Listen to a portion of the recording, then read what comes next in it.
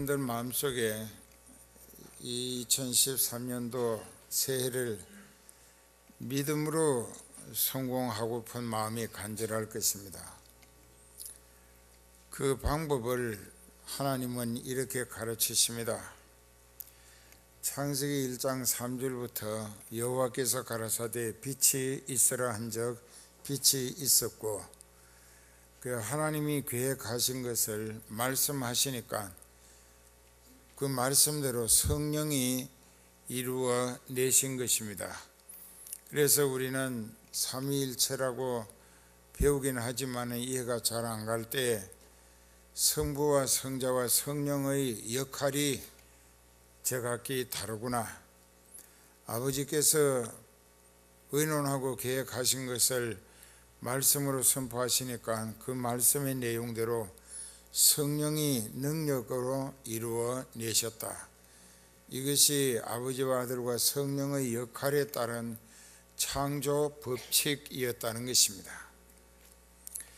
그러면 우리 인간도 하나님의 말씀으로 지어진 세상에 태어나 살면서 하나님께서 말씀하신 대로 그 말씀의 내용에 기대를 걸고 말씀대로 이루어질 것을 믿고 순종하며 복종하고 실천하게 될 때 말씀의 성과를 우리가 거두어 누릴 수 있게 해 주신다는 것입니다. 그러니까 인생에 있어 가장 중요한 것은 나를 향하신 하나님의 뜻이고, 그 뜻을 하나님이 말씀으로 선포하셨을 때에 내가 그 뜻에 복종하고 말씀에 순종함으로 성령께서 그 말씀이 나를 통하여 이루어지도록 역사해 내시더라, 이것을 믿어야 하는 거예요. 그런데 오늘 시편 107편 10절부터 보면은 사람이 사망의 그늘에 앉고 또 곤고와 쇠사슬에 얽매였다. 이 포성줄에 매이고 그것도 쇠사슬에, 그리고 그 인생은 곤고하다. 곤할 곤자, 괴로울 고자입니다. 고달프고 괴롭다는 뜻이죠. 왜 또 사망의 그늘에 앉아야 하는가? 사망의 그늘에 앉는다고 하는 것은 죽을 지경에 몰리고 있다는 뜻입니다. 우리는 오늘 아침 뉴스에 그 최진실이라고 하는 탤런트하고 결혼했던 사람 이름이 뭐예요? 아브라함보다 그 이름은 더 잘하시네. 그 조성민이라고 하는 사람이 창호지를 가지고 노끈을 만들어서 자기 목에다 걸고 자살을 했다, 이게. 그러면 이건 우리가 생각할 때 병리학적으로 아니고 신학적으로 생각할 때, 최자실이라고 옛날에 할렐루야 아줌마라고 있었다고. 그 사람이 여러 가지로 이 성령의 역사에 대한 간증을 많이 했습니다. 그런데 우리도 하나님의 말씀이 성령의 역사로 어떻게 이루어져 가는가 하는 것을 내가 선포하고 그대로 되어지는 것을 하나님이 많이 보여주셨어요. 그렇기 때문에 안 믿을 수가 없는데, 인생이 왜 이렇게 생활하는 수준이 달라야 하는가? 여기 보면은 하나님을 알든 몰랐든 그 인생의 되어져 가는 모든 상황은 하나님과 그 사람과의 관계에 따라서 하나님이 대접해 주신다, 이게. 그 대접이라고 하는 말을 들어보면 상당히 기분이 괜찮겠는데, 근데 그 대접 중에는 우리를 몹시 힘들게 하는 대접도 있다는 거예요. 그래, 여기 보니까 사람이 흑암과 사망의 그늘에 앉는다. 흑암은 아주 캄캄한 어두움이니까는 깊은 절망을 의미하고, 사망의 그늘에 앉는다 하는 것은 죽을 지경으로 빠져들고 있다. 그리고 그것뿐만 아니라 왜 곤고하고 쇠사슬에 포성줄에 매여서 끌려다니며 재판을 받아야 하느냐? 그 이유는 아주 간단히 하나님의 말씀을 거역했고 지존자, 즉 가장 높으신 하나님의 뜻을 멸시했기 때문이라. 교회 다니면서도 하나님의 말씀을 무시하고 다니는 사람들이 하나님으로부터 이런 신세가 될 대접을 재촉하는 모습이 된다는 것입니다. 뿐만 아니라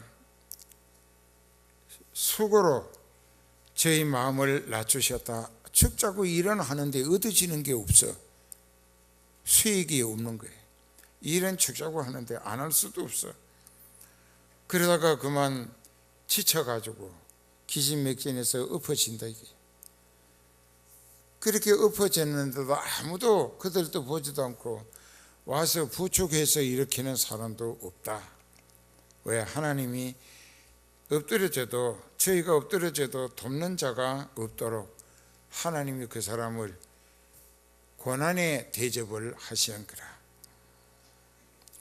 그래서 그 사람이 이대로 죽을 수가 없겠다고 비로소 뒤늦게 깨닫고 아하, 내가 하나님 말씀을 거역하고 지존자의 뜻을 멸시했기 때문에 내가 오늘 이 형편 엎어져 죽을 수밖에 없는 처지가 되게 된 것은 누구 때문이 아니라 내가 열심히 장만해가지고 당하게 되는 결과다.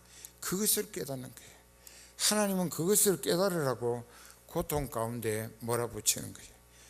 그렇기 때문에 시편 107편 67절에 보면 그랬습니다. 고난 당하기 전에는 내가 마음대로 살았는데 이제는 주의 말씀을 지키나이다. 그게 이제 하나님의 말씀이 나를 살리는 것이고 내가 가는 길이 되고 또 하나님과 나로 더불어 신뢰를 쌓고 또 그 하나님이 나와 함께 하시면서 나를 지켜주시고 또 소망의 길로 인도하시고 또 그 하나님이 나를 어여삐 보실 때 죽을 병도 고쳐주시고 또 형편도 회복시켜 주실 때에 나는 말씀을 통하여 하나님 앞에 인정을 받고 기대와 신임을 얻게 되니까 내 모든 형편은 하나님께서 하나님의 조건과 하나님의 방법으로 대접해 주시더라. 이렇게 할 수 있어야 되는 거예요. 이제 새해가 시작돼서 첫 주일인데 그런데 여기 또 계속해서 이에 저희가 그 근심 중에 죽을 지경에 엎어져서 여호와께 부르짖었더니 하나님께서 내 기도를 들어 나를 용서하시고 그 고통에서 구원하시는데 흑암 사망의 그늘에서 나를 이끌어 내시고 또 나를 얽으면 쇠사슬 그 줄을 끊으셨다. 여호와의 인자하심 인생에게 행하신 귀한 일을 인하여 그를 찬송할지로다. 하나님은 노쇠로 만든 문도 그냥 박살내시고 쇠 빗장도 그냥 꺾어버리시고 그래서 하나님은 못하실 일이 없는 분이라. 네 형편이 곤고하고 또 배고프고 또 지치고 엎어져서 죽어가고 있느냐? 네가 하나님을 향하여 회개만 바로 하고 말씀 제일주의 신앙으로 새 출발하면은 하나님이 너를 회복시키시고 또 모든 사망의 그늘에서 쇠사슬에서 문빗장을 부수시며 해방시켜 주실 것이다. 하나님은 못하실 일이 없어요.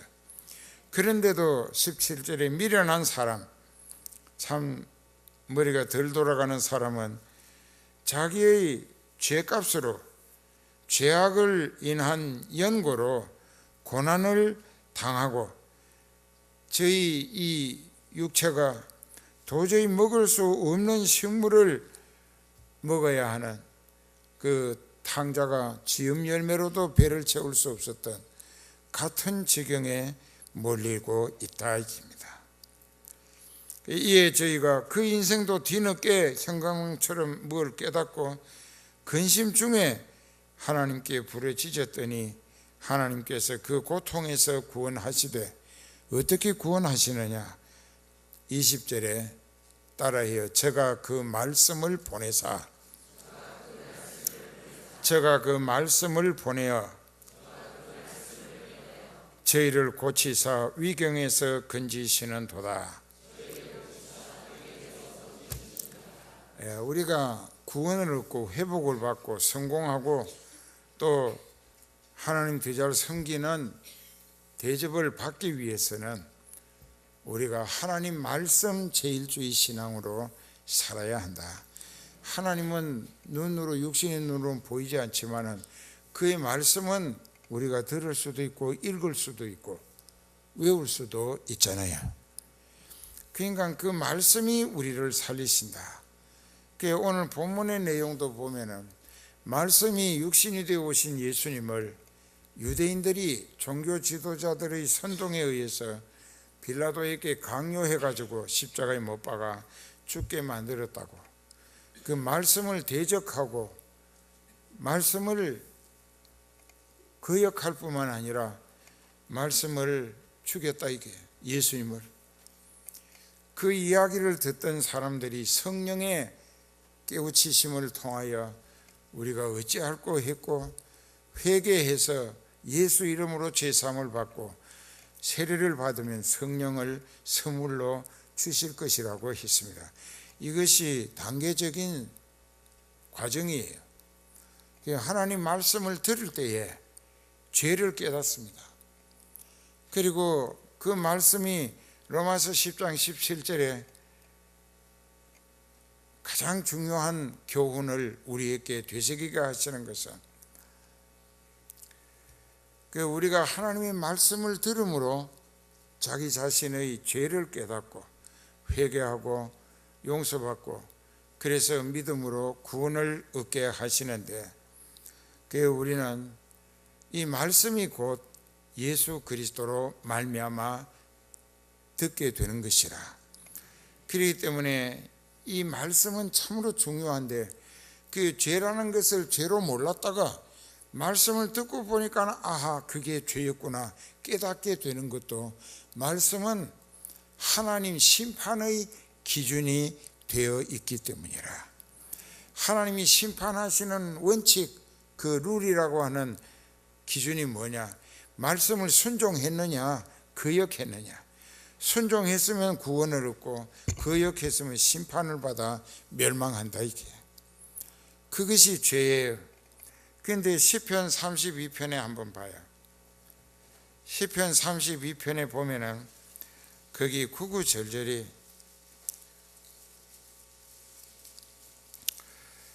허물의 사함을 얻고 그 죄의 가리움을 받은 자는 복이 있도다. 말씀을 듣고 죄를 깨달아서 철저히 회개함으로 그 죄에 대한 용서를 받은 사람은 복이 있다. 마음에 간사가 없고 여호와께 정죄를 당치 않는 그 사람은 복이 있다. 너는 죄인이라고 죄값을 치러야 한다고 하실 일이 없어졌으니까, 회개해서 용서받았으니 구원을 얻은 것이죠. 내가 토설치 아니할 때에 종일 신음함으로 내 뼈가 쇠하였도다. 주의 손이 주야로 나를 누르시오니 내 진액이 변하여 여름 가뭄의 마름같이 되었나이다. 영육간에 하나님이 그 죄로 말미암아 나를 그냥 막 짓눌러. 왜? 회개하라고. 네가 멸망하기 전에 네 죄를 낱낱이 애통하고 자복하며 회개함으로 하나님 앞에 다 용서를 빌어라. 그리하면 내가 너를 용서하게 될 때에 너는 모든 것이 회복받을 수 있다. 여기 다시 한 번 더 보면 이제 3절부터 내가 토설치 아니할 때에 내 죄를 하나님 앞에 털어놓고 회개하지 아니할 때에 종일 신음함으로 내가 죄값에 견디기 어려워서 신음하며 내 뼈가 말라 들어갔다. 주의 손이 그 죄로 인하여 내가 지옥에 떨어지기 전에 회개하라고 막 누르신다. 주의 손이 주야로 밤낮 없이 나를 막 누르시니까는 내 죄값에 내가 견디기가 어려워서 여기도 내 진액이 변하여 여름 가뭄에 말라버린 것 같이 되었다. 이 육체도 아주 피골이 상접한 것, 죽을 지경이야. 그래서 5절부터 깨닫고 내가 이르기를 내 허물을 여호와께 자복하리라 하고 주께 내 죄를 아뢰고 내 죄악을 숨기지 아니하였더니 곧 주께서 내 죄악을 사하셨나이다. 깨닫는 게 필요하고 깨닫는 것으로 끝나면 안 돼. 행하는 믿음이 깨달은 대로 실천하는 행동이 뒤따라야 그 깨달은 죄를 철저히 회개하고 서둘러 용서를 빌게 될 때 하나님이 용서하심으로 그 인생은 영육간에 다시 살게 하시는 은혜 회복을 보장받을 수가 있다.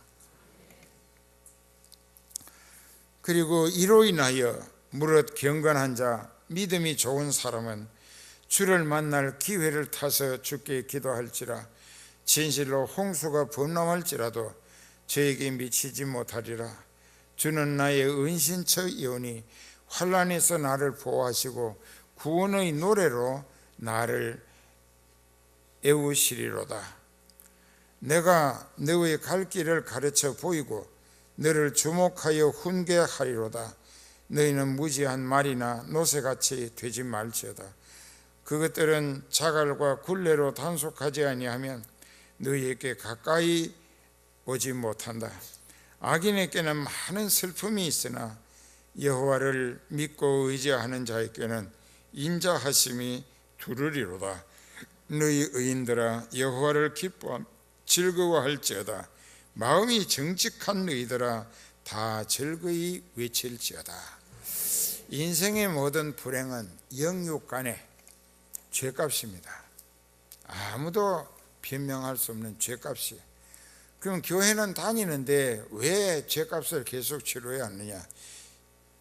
진정한 회개를 한 일이 없기 때문에 회개 안 하고 그냥 구렁이 담넘어가듯이 적당하게 그 눈치 봐가면서 그런 식으로 회개를 철저히 안 했기 때문에 교회는 번질나게 다녀도 죄는 그대로 있다 이거예요. 그러니까 하나님이 그 인생 지옥에 떨어지기 전에 회개해야 지옥에 안 가고 천국 올 수 있기 때문에 하나님이 그 인생을 그 죄로 인하여 회개하도록 짓눌르신다. 예레미야가 3장 39절에 따라해요. 살아있는 사람은 자기의 죄로 벌을 받나니 어찌 원망하랴. 살아있는 사람은 자기의 죄로 벌 받는 것입니다. 그게 남 때문에가 아니에요. 내 탓이에요. 그러니까 자기의 죄로 벌을 받나니 누구를 원망하겠는가. 그러니까 이 해가 시작됐는데도 아직까지 회개하지 아니하고 또 회개를 생각으로 말로 해가지고는 소용이 없어요. 행동으로 해야 되는 거예요.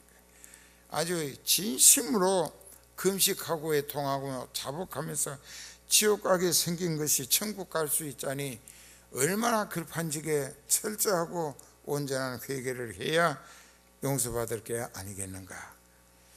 그래서 여기 본문에도 그럽니다.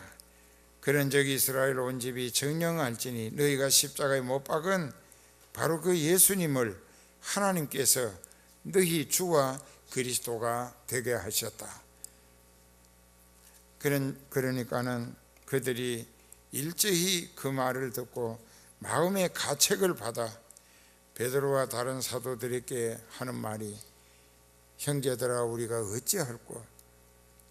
이 죄 때문에 인생을 실패로 비참하게 고통과 절망 실패 가운데 살다가 죽어서도 죄가 남아서 지옥에 가서 영원토록 죄값을 치러야 하는데 회개만 하면은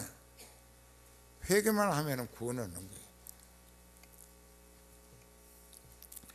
어찌할꼬 했을 때 베드로가 말합니다. 너희가 회개하여 각각 예수 그리스도의 이름으로 죄를 용서받고 세례를 받아라.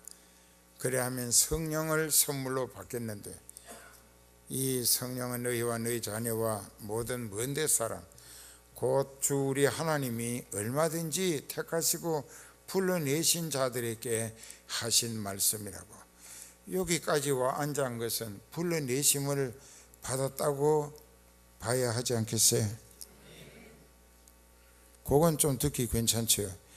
그런데 회개하라고 하면은 나는 뭐 지은 죄가 없다고, 뭐 남의 뭐도 안 따먹었고, 그런데 많이 따먹더라고. 그런데 거짓말 하는 거야. 그렇게 죄를 지어놓고 죄가 없다고 그래. 그 늘 생각해 봐요. 그 육신이 어디가 좀 아파서 병원에 갔다. 그 의사 앞에서 진찰을 받을 때에 그 여기가 조금 아프지요 하면 아이고 대단히 아프다고, 죽게 아프다고. 그건 왜 그러느냐, 풍창 뜨는 거예요. 엄살 피는 거예요. 그 썩을 몸뚱아리에 병이 아주 그냥 꽃배기로 싹 낫게 기대하고 막 썩을 몸뚱아리에 조금 아픈 거를 엄청나게 궁상을 뜬다 이게. 그러니까 세계에서 궁상 대회를 하면 한국 사람이 챔피언은 따놓은 당상이라 그런다고요. 한국 사람들 그래요. 그 상대방이 조금 뭘 가졌고 도와줄 뜻이 보이면은 내게 당장 필요한 게 100만 원인데 100만 원만 얘기하면 되는데 기왕 저 사람이 줄 것 같을 때 왕창 얻어내자. 그래가지고 1000만 원 청구한다고. 그것도 막 온갖 궁상을 떨면서 곧 숨 넘어갈 것처럼 그게 상대방이 볼 때 뻔히 보이는 거예요. 저 사람은 한 푼도 도와줄 필요가 없다. 그러면 100만 원 얻었을 걸 손해보는 거예요. 예, 그러니까는 우리는 그렇게 살지 말자고요. 하나님 앞에도 똑같아요. 이 사람들이 회개했어요. 성령을 받았어요. 이제 죄인이 아니에요. 하나님의 자녀가 됐어요. 그리고 제일 먼저 달라지는 것이 성전에 모이기를 힘쓴다. 사도들을 통하여, 목자들을 통하여 하나님의 말씀에 귀를 기울이고 그 말씀 듣기를 전적으로 힘쓰는 거예요. 그리고 서로 교제하는 거예요. 성도 간에. 그 교제는 세상 사업을 위한 이야기가 아니라 어떻게 하면 우리가 믿음이 더 빨리 성숙해서 하나님 더 잘 섬기다가 하늘나라 영광스러운 자격으로 들어갈 수 있을까 하는 목적으로만 영적 교제를 해야 하는 곳이 교회다 이게요. 그 교회에서 교인들 한테 꼬드겨 가지고 개를 그 일본말로 다나모시라고 그러는데 그 개를 하면 우리나라에서는 개라고 그래. 예, 꾀를 개자예요. 그런데 이제 그 말을 전라도식으로 하면 개가 돼버려. 개. 그러니까는 교회에서 개 모으는 사람은 개만도 못한 사람이다 이게. 강아지, 독이 말이에요. 그것만도 못하다 이게. 그렇기 때문에 오늘 우리도 교회라는 곳은 신령한 교제를 가지는데 하나님의 말씀을 듣는 곳이고 또 하나님 앞에 기도하는 곳이고 성도 상호 간에 피차 보살피고 이끌어주고 밀어주면서 우리 믿음이 더 빨리 자라서 하나님께 요긴히 쓰임받다가 하늘나라 함께 가서 영생복락을 같이 누리자. 이걸 목적으로 신령한 교제를 하게 만들어야 하는 교회라는 것입니다. 이 사람들이 그렇게 했습니다. 이 사람들은 세상에서 성령을 처음 받은 예루살렘 교회가 됐어요. 우리는 전에 사도들이 성령 받게 해서 예루살렘 초대교회가 어떻게 부흥성장했고 선교했는가를 성경을 통하여 알고 있잖아요. 그런데 이 사람들은 전혀 그들 이전에 성령 받은 사람들에 대한 이야기도 기록도 없었습니다. 맨 처음에 성령 받은 사람들이에요. 그러다 보니까 순전히 100% 성령의 지시와 명령에 따라 행동하고 이끌리며 쓰임받는 영적 체질 신앙이었습니다. 그래서 저희가 사도의 가르침을 받아 서로 교제하며 떡을 떼며 기도하기를 전혀 힘썼다. 이것은 영적인 중생과 성장을 위하여. 그리고 사람마다 두려워하는데 사도들을 통하여 기사와 표적이 많이 나타나니 믿는 사람이 다 함께 있어 모든 물건을 서로 나누어 쓰고 또 재산과 소유를 팔아 각 사람의 필요를 따라 나누어 줬다. 그 속물 근성을 완전히 벗어났다는 얘기입니다. 속물 근성이 뭔지 아세요? 물질에 사로잡힌 근성이라. 이게 속물 근성입니다. 나는 돈이 있어야 되고 물질이 있어야 된다. 이게 속물 근성이에요. 그 속물 근성에서 벗어났어요. 왜? 하나님의 은혜로 살 수 있어야 한다.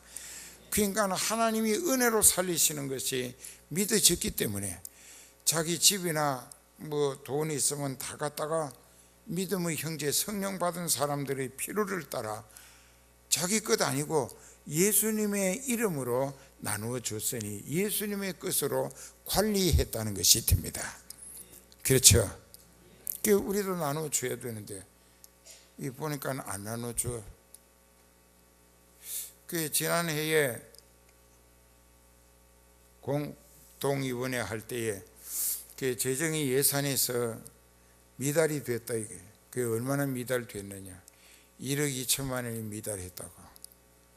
머리가 띵한 거예요. 이 교회가 1억 2천만 원을 안 했다 이깁니다. 하기로 손들고 기도해 놓고 이 거짓말인 거예요. 부돈인 거예요. 그러면 2013년도에 이 사람들에게 하나님이 주시고자 하시는 것은 몽둥이밖에 없다. 이게 실패와 절망, 고통. 내가 잘 못 가르쳤기 때문에 목자가 제대로 목회를 못해서 그렇다. 그러면 1억 2천만 원을 내가 벌칙으로 보충하겠다. 그래 했어요. 벌써 했어요. 그 이튿날 외환은행 가서 돈을 빌려가지고 했어요. 나는 10억이라도 주겠대. 뭐 도장 하나 안 찍어도 신용 대출 해준다. 이 다음에 도장 찍으면 되겠지. 그렇게 했어요. 그렇게 해가지고 다 채워냈어요. 여러분들이 못한 것을 목자가 채운 것은 책임 목회를 했어야 하는데 책임 목회를 못하고 목자의 소임을 다하지 못했기 때문에 내가 벌칙으로 한다. 근데 오늘 또 물었어요. 이제 회계가 뭐 주간 보고서 가지고 들어왔길래 저번에 성탄절 감사는 어떻게 달성이 됐느냐 물으니까 조금 덜 됐습니다. 그러면 오늘까지 할 사람이 있겠느냐 하니까 뭐 조금은 있을 것 같지만은 아마 달성하기는 어려울 것 같습니다. 그게 얼마냐? 그러니까 300만 원이다. 그러면 또 연말에 내가 가서 그 돈 모자라면 또 빚어도 가지고 또 300만 원 내가 벌칙으로 해야 된다. 이게 책임 목회에 피할 수 없는 책임이에요. 그렇기 때문에 여기도 이 사람들이 자기 것이라 생각지 않고 여러분들하고 나하고 다른 점이 있어요. 나는 내게 있는 모든 것이 다 주님의 것이다. 그렇게 살았어요. 그렇게 보여져요? 진짜로? 근데 왜 이렇게 다 죽어가면서 봐?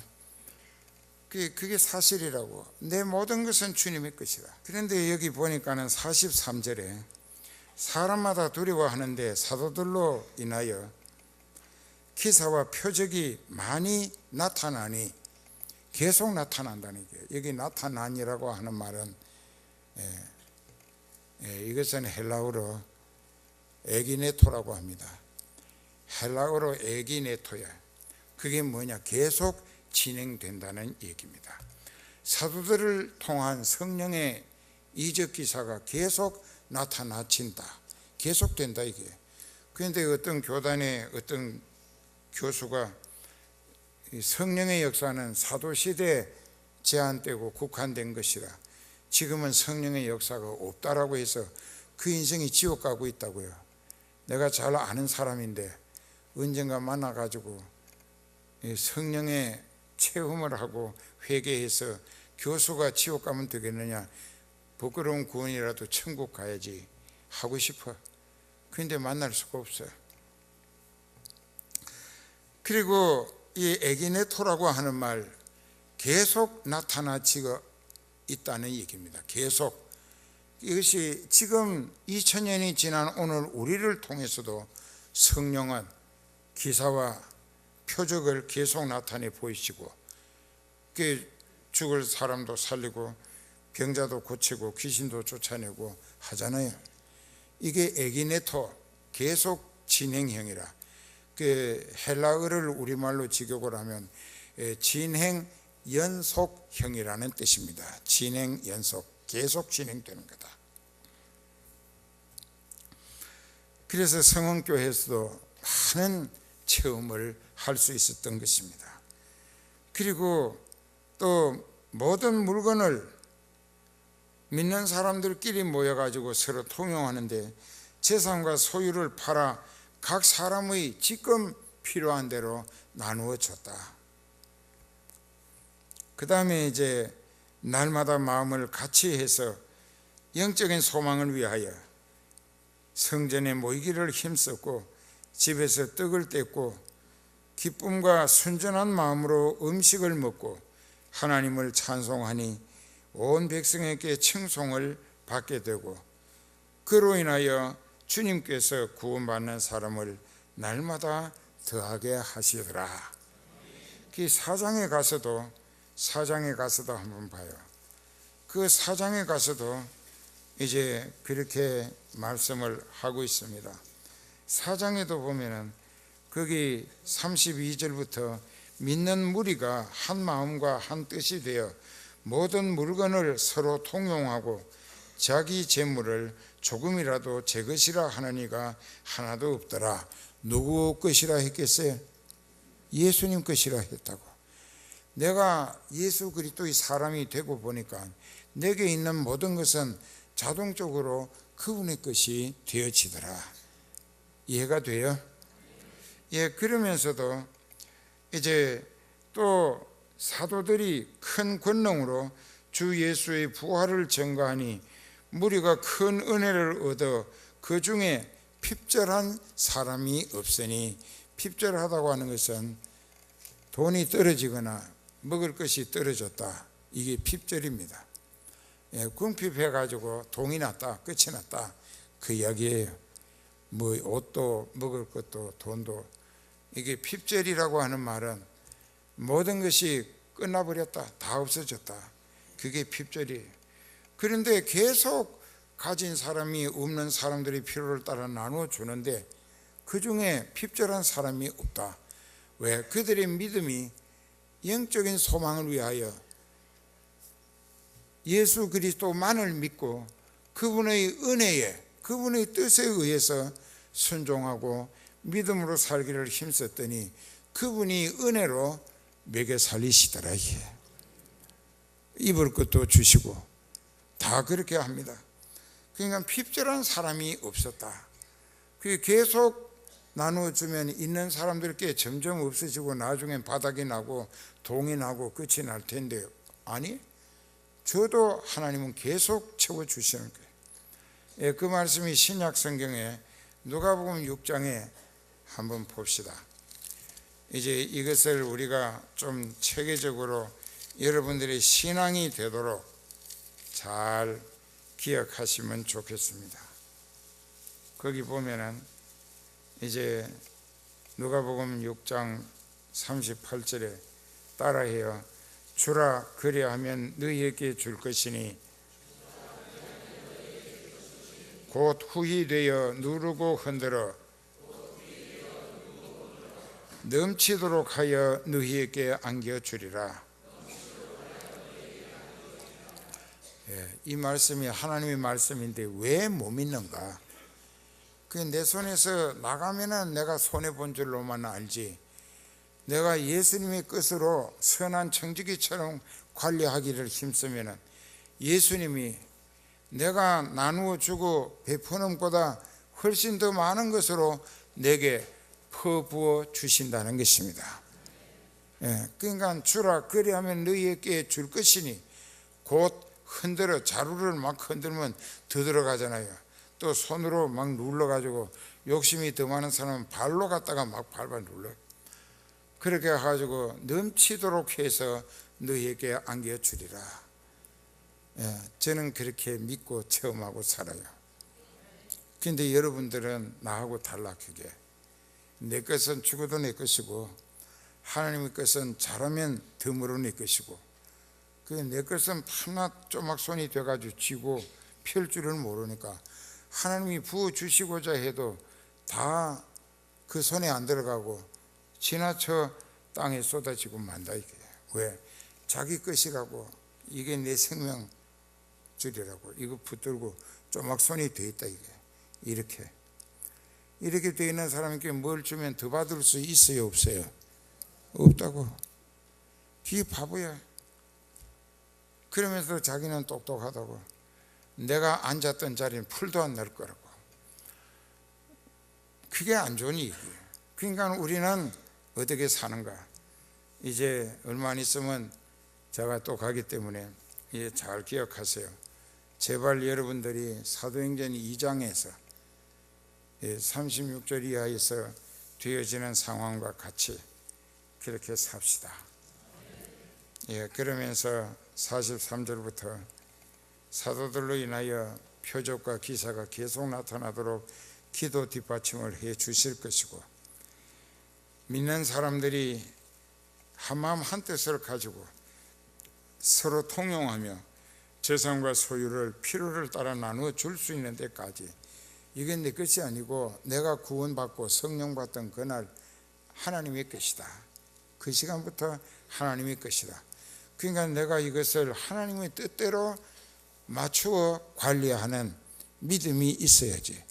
내가 하나님의 뜻에 맞추어 관리했더니 자꾸 주신다. 이게 자꾸 주시는 거예요. 그러니까는 우리가 흩어 쓰는 것은 이 밥숟가락 가지고 뭐 이리 헛고 저리 헛고 하는데, 같은 시간에 하나님께서는 큰 모래삽을 가지고 내게다가 막 푹 파서 쏟아주시고 푹 파서 쏟아주시고, 내가 아무리 흩어져도 내게 남아 쌓이는 것이 더 많아지더라. 이게 기도합시다.